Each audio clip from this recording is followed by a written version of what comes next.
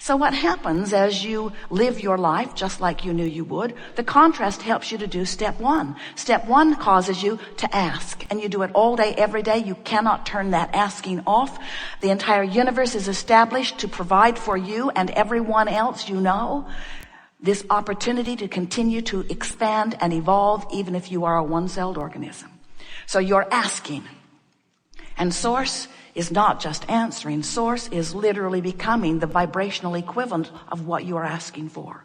And because the inner being within you, the Source within you, gives undivided attention to the new and improved expansion that you've carved out of your leading edge life experience, when you focus on the opposite of what you have now asked for, let's say it a better way, when you focus upon the opposite of what you have evolved to, do you get it? Do you get that life caused you to ask and the larger part of you evolved to a new vibrational stance? And when you don't go, you don't feel good. That's what that separation, that's what negative emotion is.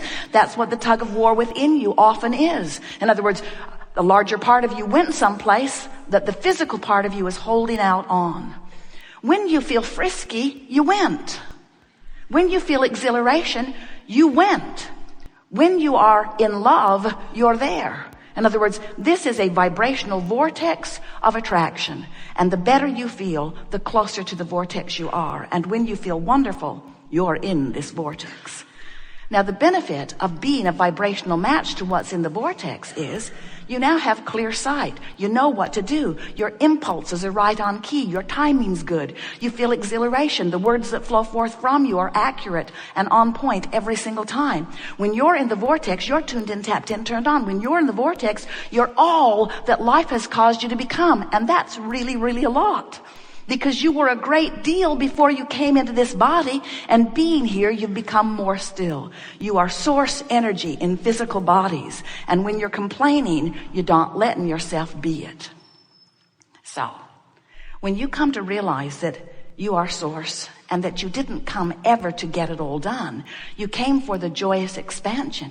You came for the opportunity to explore contrast and to give birth to new ideas. And then it was your absolute intention, once you gave birth to another rocket of desire, to turn as the Source within you does and give your undivided attention to the new idea. You did not intend to look back at the contrast that caused you to ask in order to justify the asking by pointing out how bad it was. And yet in your physical form, you've made an art of that. You often are justifying or rationalizing or defending. I need it because I don't have it. It's not fair.